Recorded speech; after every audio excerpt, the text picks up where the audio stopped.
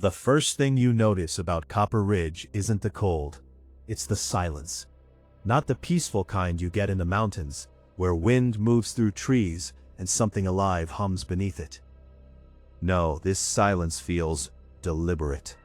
Like the world out here is holding its breath, waiting for something it knows is coming.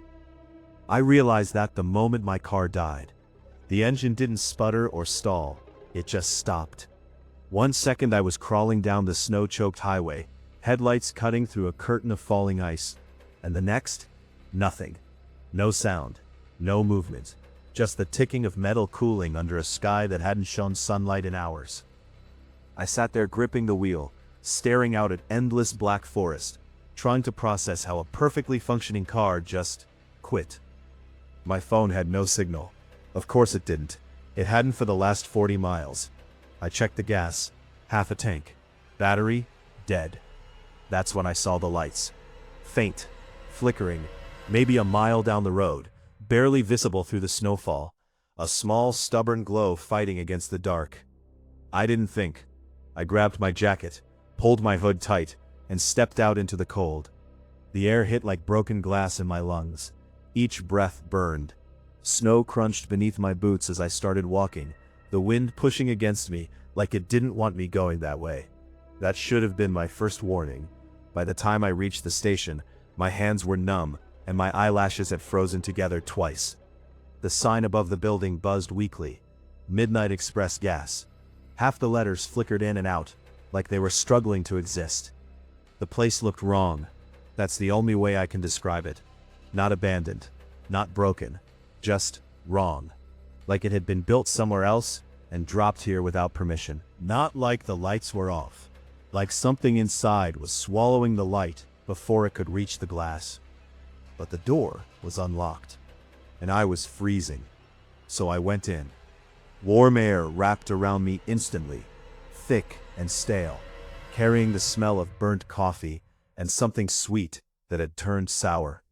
The fluorescent lights overhead flickered once, twice, then steadied into a low, constant hum. Behind the counter stood a man who looked like he hadn't moved in years. Late 60s, maybe older, skin like cracked leather, eyes sharp enough to cut glass. He didn't look surprised to see me. "You're late," he said. I blinked. "My car broke down. I was just looking for—" "The night shift," he interrupted. "You're here for the job." I should have corrected him, told him he had the wrong person. Instead, I hesitated. Because I was broke. Because I'd been driving for 3 days trying to outrun mistakes that weren't staying behind. Because the last time I checked my account, I had $312 left and nowhere left to go. "How much?" I asked. He studied me for a long moment, then reached under the counter and pulled out an envelope. $200 a night, he said. Cash, paid at the end of each shift. 200. I felt something tighten in my chest. "That's just for working here?" He nodded once. "From 9 p.m. to 6 a.m. You follow instructions, you get paid. You don't, you won't need the money." Something about the way he said it made my stomach turn. But $200 was $200. "I'll do it," I said. Of course I did. He slid the envelope across the counter. It was thicker than it should have been. I didn't open it. I didn't want to look desperate. "Name's Carl," he said, "and before you start, you need to understand something." He reached into his coat and pulled out a folded sheet of paper. "These are the rules." I almost laughed. Rules? For a gas station?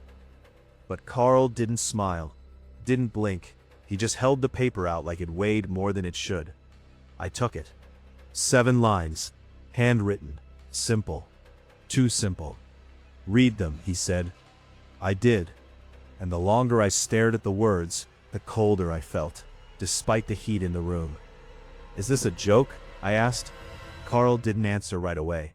He just walked over to the front door and locked it with a heavy, deliberate click. Then he turned back to me. "Every person who ignored those rules," he said quietly, "is still here." Something shifted in the air. The hum of the lights deepened. The walls felt closer. I forced a laugh. "Okay." Carl stepped closer. "You hear your name outside between 2 and 3 a.m., he said, his voice dropping. "You do not open that door." My smile faded. "If the phone rings at 3:17, he continued, "you let it ring." The paper in my hand suddenly felt heavier. "And if a child walks in alone," he said, locking eyes with me, "you pretend you didn't see them." Silence filled the space between us. I swallowed. "What happens if I don't?" Carl held my gaze for a long time. Then very calmly he said, "You won't make it to morning." The lights flickered again. This time, they didn't fully recover. For a split second, the store went dark. And in that darkness, I wasn't alone. The lights snapped back on. Nothing was there. Carl was already walking toward the back room. "Shift starts in 10 minutes, he said without turning. "Lock the door behind me." And just like that, I was alone. I looked down at the paper in my hand. 7 rules. Simple, clear, impossible to take seriously. But as the wind howled outside, and something tapped softly against the glass behind me, I realized something I couldn't explain. I didn't think Carl was lying. The door clicked shut behind Carl with a finality that didn't sit right. Not just closed, sealed. I stood there for a few seconds, staring at it, half expecting him to come back in, laugh, tell me it was all some weird initiation joke. He didn't. The silence settled in slowly, like snow piling on a roof. At first it was nothing, then it was everything. I became aware of every small sound. The faint buzz of the overhead lights, the low hum of a refrigerator unit against the back wall, the soft, irregular tapping against the front windows. I turned. Snow. Just snow hitting the glass. I let out a breath I didn't realize I was holding and moved behind the counter. "Get a grip," I muttered. It was a gas station. A run-down, middle-of-nowhere gas station with an old man who liked messing with people. That's all. I unfolded the paper again. 7 rules. I read them slower this time. Not because I believed them, but because something about them felt structured, intentional. Like they weren't written to scare someone. They were written to keep something predictable. That thought bothered me more than the rules themselves. I set the paper down beside the register and tried to focus on normal things. Inventory, shelves, prices, reality. The store was small. 2 aisles, half-stocked. Chips, canned food, dusty snack bars that looked like they'd been there for years. The cooler hummed steadily, filled with drinks arranged too neatly. Labels all facing forward, like someone had taken obsessive care. Too much care. Everything felt maintained. Not abandoned, not neglected, maintained, like it mattered. I checked the register. Old, analog, no touchscreen, no modern system. Next to it sat a thick leather-bound book. The log. I hesitated before opening it, then I did. The first page was dated over 20 years ago. Different handwriting filled the pages. Entries that started normal. Sales numbers, fuel counts, weather notes. Then, other things. 2:12 a.m., heard knocking behind pumps. Did not investigate. 3:17 a.m., phone rang 14 times. Followed rule. Child appeared again. Pink coat. Did not acknowledge. Left after 6 minutes. My fingers tightened on the page. This wasn't a joke. Not a prank. No one commits to a bit like this for decades. I flipped further. Same patterns, same events, different people, same outcomes. Always tied to the rules. A sudden thud from outside made me jump. I looked up sharply. The front window. Something had hit it. Not snow, something heavier. I stepped out from behind the counter slowly, each footstep louder than it should have been. The glass was fogged slightly from the temperature difference, but I wiped a clear patch with my sleeve and leaned closer. Nothing. Just darkness. Endless, thick, consuming darkness. The kind that doesn't feel empty. It feels occupied. I stepped back. "Wind," I said quietly. Even to my own ears, it didn't sound convincing. I checked the time. 10:42 p.m. Too early for anything on the list. I forced myself to move, to do something.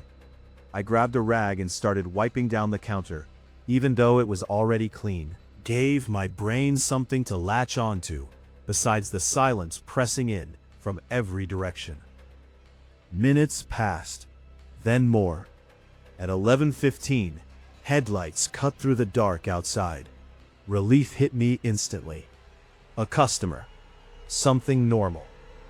The vehicle pulled up to pump 2, a pickup truck, older model, engine idling rough. I watched as the driver stepped out. Big guy, heavy coat, moved like someone used to the cold. Normal. Good. He filled his tank, then walked inside, stomping snow off his boots. The bell above the door rang. The sound was louder than it should have been. Too sharp. He glanced at me as he approached the counter. "You knew?" he asked. "First night. It shouldn't be." "Hello?" No response. Just breathing. Closer now. More deliberate. My grip tightened on the receiver. "This isn't funny," I said. The breathing stopped. For a second, there was nothing. Then, a voice. Soft, faint, almost too quiet to hear. "Help me." Every muscle in my body locked. The voice wasn't distorted, wasn't monstrous. It was human, desperate. "Please." The line went dead. I stood there, still holding the receiver, long after the silence returned. My heart was pounding hard enough to hurt. Slowly, I lowered the phone back onto the hook. My eyes drifted to the logbook. I flipped it open with shaking hands. It didn't take long to find it. 12 a.m. Call received. Voice asking for help. Do not engage. Do not engage. I hadn't. Not really. But I answered. I still answered. A cold feeling settled into my chest. Outside, the wind picked up. Or maybe it hadn't. Maybe I was just noticing it now.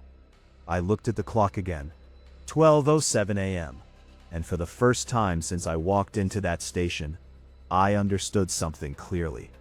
This place wasn't waiting for me to break the rules. It was waiting for me to misunderstand them. By 1 a.m., I stopped trying to convince myself this was normal. Not because of anything dramatic, because of the patterns. Everything in that station followed patterns. The lights didn't just flicker. They pulsed at irregular intervals, like something was interfering with them in waves. The cooler didn't just hum. It shifted pitch every few minutes, rising and falling like a slow mechanical breath. Even the wind outside came in cycles. Long stretches of nothing, followed by sudden violent gusts that slammed against the building, hard enough to make the walls creak. It felt less like weather, and more like something testing the structure, testing boundaries. I kept checking the rules, over and over, like reading them again might reveal something I missed. But they didn't change. They stayed simple, too simple. At 1:23 a.m., I noticed the first real problem. The lights outside. One of them had gone out. I saw it through the front window, a section of the lot swallowed in darkness, where there had been light before. Rule 1. Keep all exterior lights on at all times. I stared at the dead bulb, my chest tightening. "Probably just burned out," I said quietly. Of course it was. That's what light bulbs do. They burn out. My hands felt colder than they should have been. Not freezing, just drained of warmth. I moved toward the door, then stopped. Something felt wrong. Not outside, inside. I turned slowly, scanning the store. Everything looked the same. Shelves, counter, cooler. But the silence had changed. It wasn't empty anymore. It felt occupied. Like someone was standing just outside my line of sight, waiting for me to notice. I clenched my jaw. "You're imagining it." I unlocked the door. The cold hit immediately, sharp and aggressive, like it had been waiting. I stepped outside. The snow had picked up, falling heavier now, swirling under the remaining lights. The broken one flickered weakly before going completely dark. I moved quickly, swapping the bulb with stiff fingers. Halfway through, I felt it. That sensation again. being watched. Not from far away, from close, too close. I turned sharply. Nothing. Just the pumps, the road, the endless black beyond. But the feeling didn't go away. It got stronger. Like whatever was watching me wasn't trying to hide anymore. It just didn't need to be seen. I forced myself to finish, screwing the bulb in tight. The lights snapped back on. For a second, everything looked normal again. Then I saw the scratches. On pump 2. 4 long grooves carved deep into the metal. Not random. Parallel. Evenly spaced. Too precise to be accidental. Too deep to be casual damage. Closer, without thinking. The edges were sharp. Fresh. My stomach dropped. Those hadn't been there before. I was sure of it. A sound behind me made me spin around. The station door. Still closed. But I could have sworn. I shook my head hard. Inside. Now. I didn't run. But I didn't walk slowly either. The moment I stepped back in and locked the door, the feeling eased slightly. Not gone. Just further away. Like it couldn't cross the threshold. I leaned against the counter, trying to steady my breathing. "Okay," I whispered. "Okay." I checked the clock. 1:41 a.m. 19 minutes. Rule 2. If you hear someone calling your name between 2 and 3 a.m., ignore it. I didn't like how specific that was. I didn't like how close I was to finding out why. I grabbed the logbook again, flipping pages faster this time, looking for details, patterns, anything. The entries around 2 o'clock a.m. were different, messier, handwriting less steady, words pressed harder into the page. Voice used my mother's tone. Knew things it shouldn't know. Almost opened the door. Almost. That word came up a lot. Almost didn't follow the rule. Almost answered. Almost looked. Almost. I swallowed. Then I saw one entry that made my chest tighten. Open door at 2:12 a.m. Voice stopped immediately. Nothing there, but something got in. There was no follow-up entry. No next page. Just a name. And then the handwriting changed completely after that. I closed the book slowly. Was coming. And whatever happened, it wasn't simple. It wasn't just don't open the door. It was something that knew you. Something that understood exactly what would make you break. The lights flickered. Once. Twice. Then steadied. The temperature dropped slightly. Not enough to see your breath. Just enough to notice. I checked the clock again. 1:58 a.m. 2 minutes. My hands felt numb again. Not from cold. From anticipation. I moved behind the counter, gripping the edge hard enough that my knuckles went white. "Just don't respond," I said under my breath. "Just don't respond." The silence stretched. Then, "Jake." I froze. The voice came from outside. Soft. Clear. Too close. My heart slammed against my ribs. It knew my name. Of course it did. I didn't move. Didn't speak. "Jake, hey." The voice shifted slightly. Warmer. Familiar. My chest tightened. No. No, no, no. It couldn't be. "Jake, it's me. Sarah." Every part of me reacted instantly. That voice. That exact tone. I hadn't heard it in months. Not since everything fell apart. "Jake, please. I know you're in there." My grip on the counter slipped slightly. This wasn't random. This wasn't guessing. It knew. I need to talk to you. My feet moved. Just a step before I caught myself. Rule 2. It's not a person. It's not a person.